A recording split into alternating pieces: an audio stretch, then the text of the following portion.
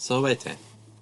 One of my favorite things about teaching Latin and Roman culture is demonstrating just how connected our modern lives are to the ancients. History isn't a linear progression, it's more like a woven fabric. Events and processes almost always have consequences. Sometimes they're small and short-lived and localized, and other times they're massive with trailing repercussions throughout history. We do a unit halfway through Latin 2 focused on science and pseudoscience, primarily through the study of astronomy and astrology. So both are attempts to understand the natural world by means of observing the night sky. But simply put, astronomy is a science because it bases its hypotheses on observable data, and most importantly, it'll change its hypothesis when data changes. Astrology is a pseudoscience because although it does base some of its claims on observable data, most importantly, it will not change its hypotheses when the data changes.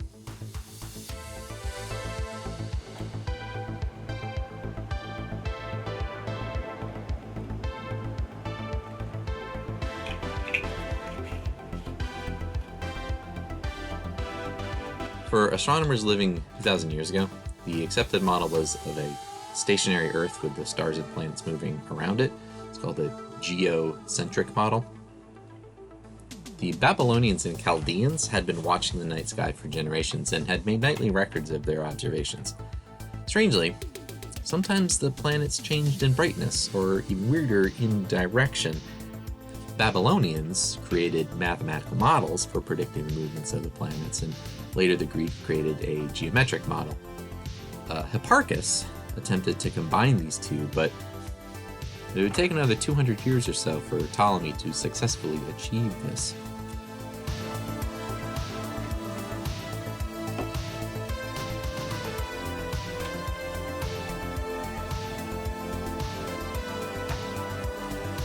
I've always seen these drawings and simplified animations of Ptolemy's cosmos, but I started to wonder what it would look like to scale. Could I make a working scale model of the ancient understanding of planetary movement? The answer is no. Well, it's not really. There are two limiting factors as I began designing out this project. Factors are speed and size. As far as speed goes, the moon takes about 27 days to make one full orbit of the Earth. But the furthest ancient planet known was Saturn. It takes 10,747 days. So the moon would be blazing fast and you wouldn't even notice Saturn was moving. So that made a discrepancy that I didn't want to have to deal with.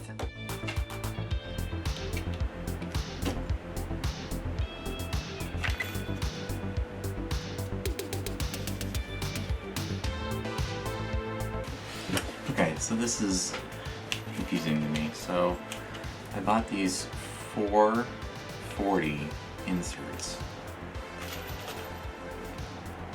to go in the holes, right? So that I can screw into the plastic. 440 inserts, and I got them because I have 440 screws, machine screws.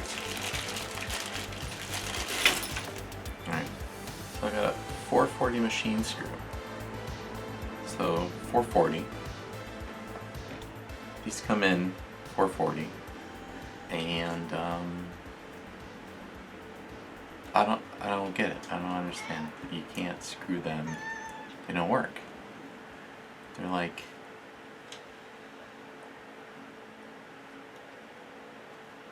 I don't know what to do. I feel dumb. So then what type of bolt, what type of screw would you use with it if it's...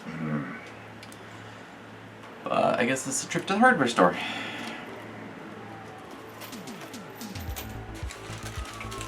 I don't know. Just confuses me why you would label both things when they don't both work together. But I don't know. What do I know? The second factor is size. Particularly here is the epicycle size. Venus and Mars have massive epicycles in comparison to the other planets. Venus's epicycle is almost 3/4 as large as its orbital cycle, and Mars is about 2/3, well, it's almost exactly 2/3 as large. That created a system that would just make the whole model massive. I didn't want to have to deal with that either. So, rather than the whole cosmos, I'd have to scale this down and be content with just a slice of it. So I settled on just having one inferior planet, Mercury, and one superior planet, Mars. In this case, I'm talking about an inferior planet is one that the ancients thought was inside the boundaries of the sun, and a superior one was outside the boundaries of the sun.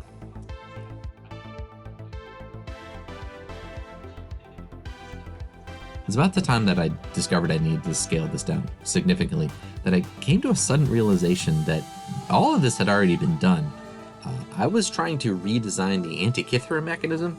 So about 2,000 years ago, this little box was crafted that showed the positions and movements of the planets, the phases of the moon, predictions of eclipses, and more. The device was able to stay compact and small because the epicycle motions were inside the gearing, allowing for simple pointers to show the forward motion and regression of the planets. And I was trying to make these giant circles be displayed on the outside. I'm not clever enough to come up with something like that.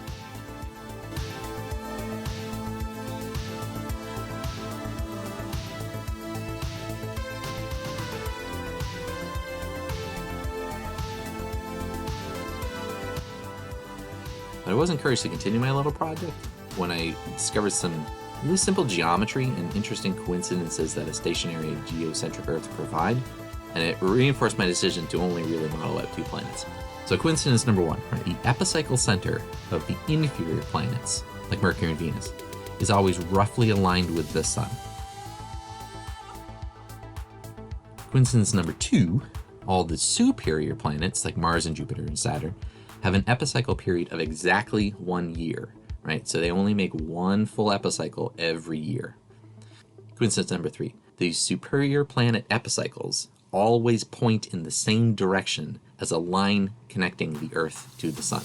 Now, all of these coincidences can easily be explained with the heliocentric model. That won't come until later.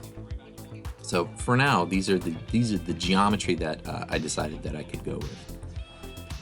I wanted to make my model so that 1 turn of the crank equals 1 day. In retrospect, there was no real reason to do it this way.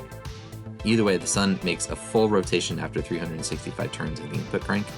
Because of coincidence number 1, I didn't need to create gearing for Mercury since its center of orbit is aligned with the sun. Mercury can just ride along on the sun disk. So I'd have to figure out its epicycle, but that's cake compared to what I had to do before. Mars makes a full rotation after 686 turns. It should be 687, but I'm not that good at math. That's a weird number, and 686 is a much easier number.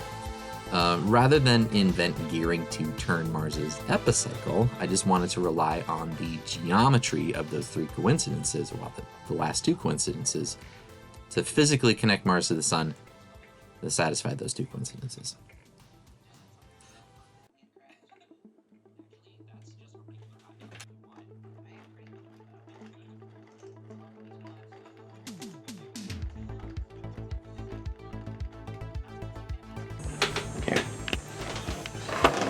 Here it is when everything else put together. The Mars, that's what I was afraid of.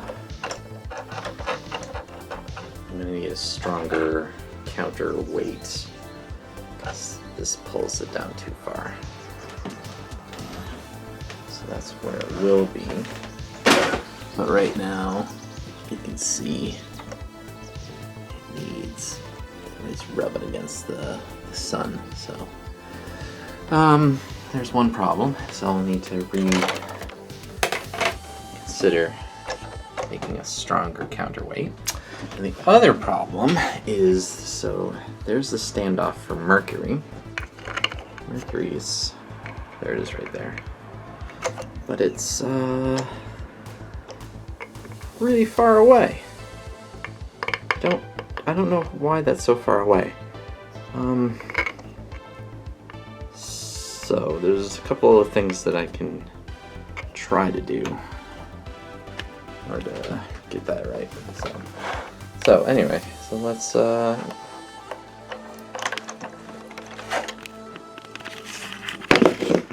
a look at those gears in motion.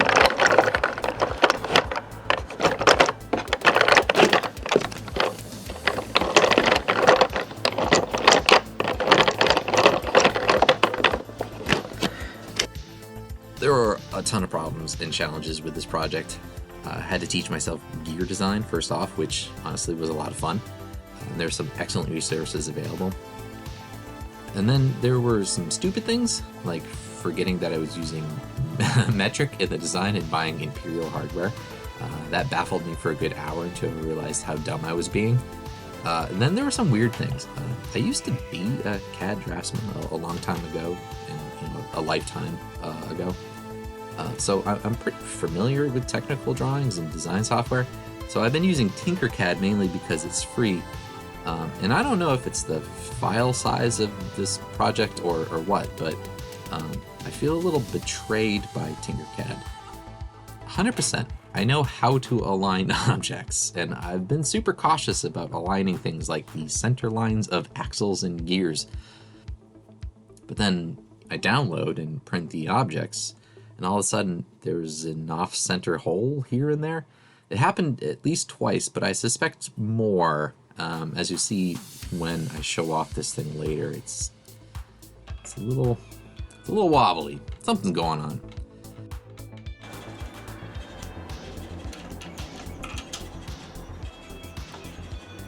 So what we've got here is when the Sun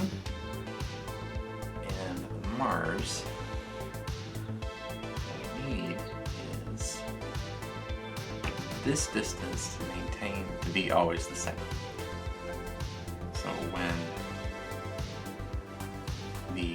Mars is at apogee, it's as furthest away as it can be, it's in direct line with the Sun. And that distance needs to be the same as the distance as Earth to the epicenter of the superior planet, in this case Mars, right? So this distance and that distance are always going to be the same. So why don't I get a piece of wire? The idea is, as one turns, it forces the other one to turn as well.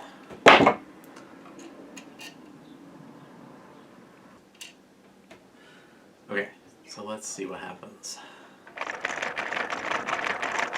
Let's see, as this comes forward, it's pulling this off center.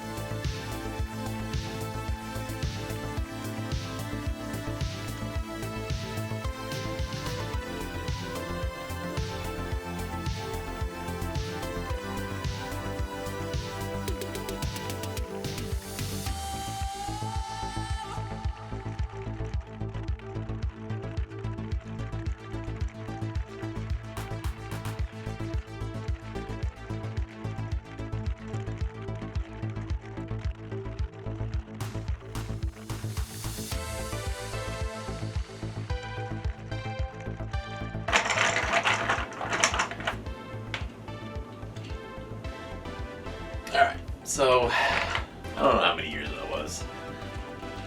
Yeah.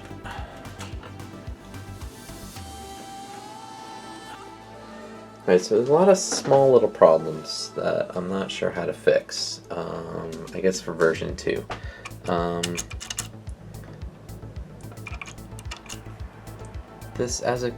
might have been a little bit of shrinkage with this blue. When I was using the white gear, everything was meshing really well, but for some reason this it's very loose. It's very loose. It's very difficult to crank when Mars is in the way, so that's a problem that'll need to be addressed.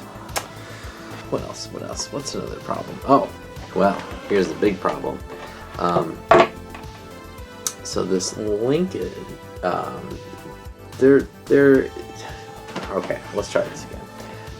The big problem is this is not well aligned. I don't know why, and I don't know how. So I learned a lot. I'm going to incorporate a lot of this into version 2. I'm not done. I'm going to make this smaller. I'm going to make it, get rid of all the little quirks and problems and holdups and motorize it and probably figure out the whole not having to do 365 turns to just see the sun go around once. It's a little tiring. Hopefully version 2 is good enough so I can actually take it into the classroom and do a demonstration of Ptolemy's epicycles, because as it stands right now, I'm not taking it into the classroom. Anyway, here it is. This is the cosmos, according to Ptolemy. This is very different from any of the stuff I've ever put out before. I don't know who this is for. This, I guess, is really just for me. If you like it, thanks. And I don't know, maybe I'll see you in version 2. Wale.